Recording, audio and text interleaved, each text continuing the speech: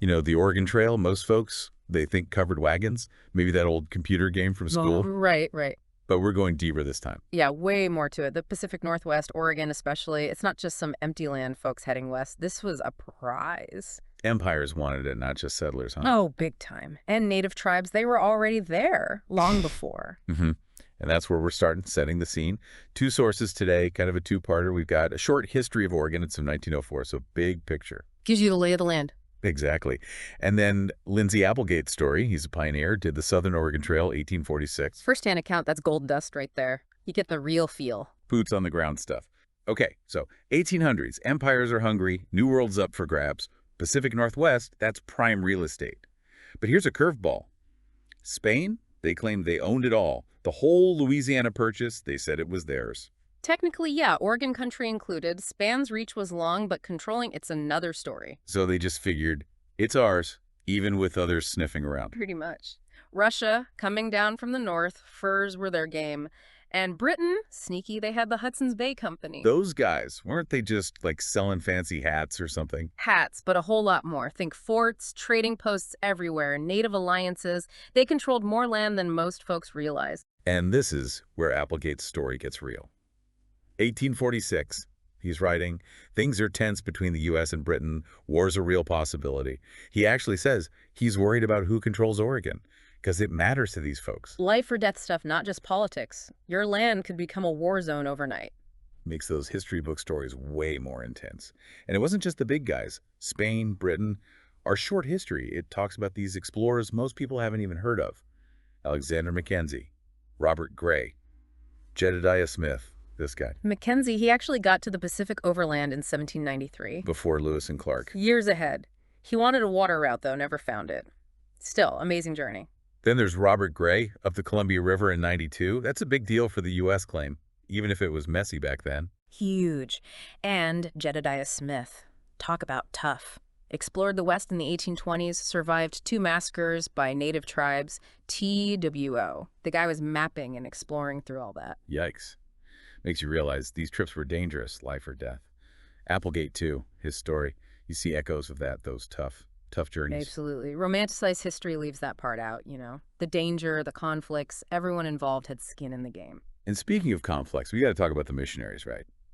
Easy to think they're all about religion, spreading the good word, but our sources, it's not that simple. Nope, much more to it. You've got religious folks, sure, but they get tangled up with the national interests, too. U.S., Britain, everyone wants a piece of Oregon. Protestant missions especially, they were seen as Team America, pushing that influence. Which is why John McLaughlin is so interesting.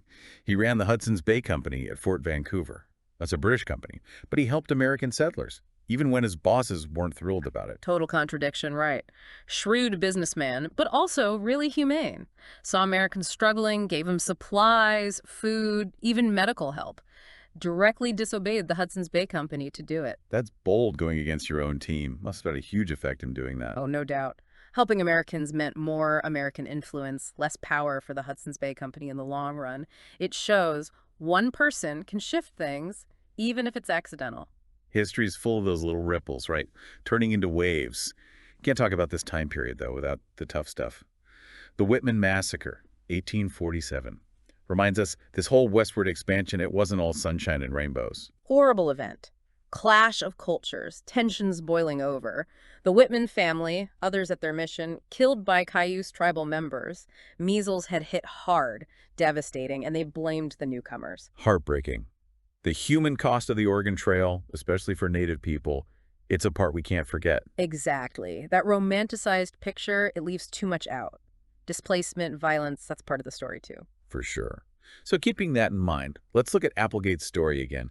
He gives us this window, the day-to-day for these travelers. And he doesn't sugarcoat it, the hardship, the fear, always wondering what's next. And his practicality, he's detailing everything, fear of attack, finding water in the middle of nowhere, just the exhaustion, not exactly the happy wagon train we imagine sometimes. Applegate's route, going south, that was deliberate. He wasn't just trying to be different, he was trying to be smart. Oh yeah, minimize the risk. Avoid that bad winter weather, the dangerous river crossings. Plus, less competition, other wagons for resources, campsites. Everyone's after the same thing, land, a new start. A race to stake your claim. Applegate shows us that. the anxiety behind it all. It wasn't just finding a home, it was securing a future for him, his family, everything. Exactly. He's not just telling events, he's in his head. You get the why, the emotions driving those choices. These were people with dreams, fears, just like us. It makes you think about those journeys differently. What would make you leave everything behind, face those odds? And what would those choices lead to? Not just for them, but for the whole region, even now. Big stakes, right? And it wasn't just about survival on the trail itself. Applegate. He gives us these glimpses of the social dynamics. Inside the wagon trains, people are competing for resources, making tough choices, even arguing amongst themselves. Makes you realize it wasn't just one big happy family heading west. There were tensions, probably some serious drama we'll never know about. Oh, yeah, and those little dramas, they often mirrored the bigger issues brewing back east. Don't forget, this is all happening before the Civil War. People had strong beliefs, prejudices about race, religion, all that. They carried it with them. Right, in Applegate's own writing, he says things about Native Americans that were normal for his time, but now, oof, not okay.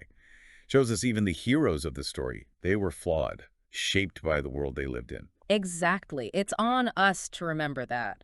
Not to judge the past by today's rules, but to understand it. History's messy, full of contradictions. It's about seeing the whole picture, the good and the bad, so we can hopefully learn something. Mhm. So after all this, digging into the Oregon Trail, what really stuck with you? What surprised you? You know, for me, it's how much power those individual stories have. We get caught up in the big picture, dates and names, but it's the personal stuff, like Applegate writing about his life, that makes it real. Yeah. These were people, not just characters in a book. Totally. Those little details, the everyday struggles, that's what makes history relatable. Otherwise, it's just something in a textbook. Right. And it connects us to them in a weird way. They weren't that different, facing challenges, hoping for something better, just like us, really. There are legacies all around us, not just in the land, but the values, the way we think even today. Makes you wonder, what would those pioneers think seeing the Pacific Northwest now? What would they be proud of? What would they question? Wow, good question. What would they want us to learn from their experiences? I bet they'd have some thoughts. That's something to think about, right? Well, that's our deep dive on the Oregon Trail. Hopefully it got you thinking about the stories behind the stories, what's often left unsaid. Absolutely. It's about understanding the past to make sense of the present, right? Thanks for joining us, and we'll see you next time for another deep dive.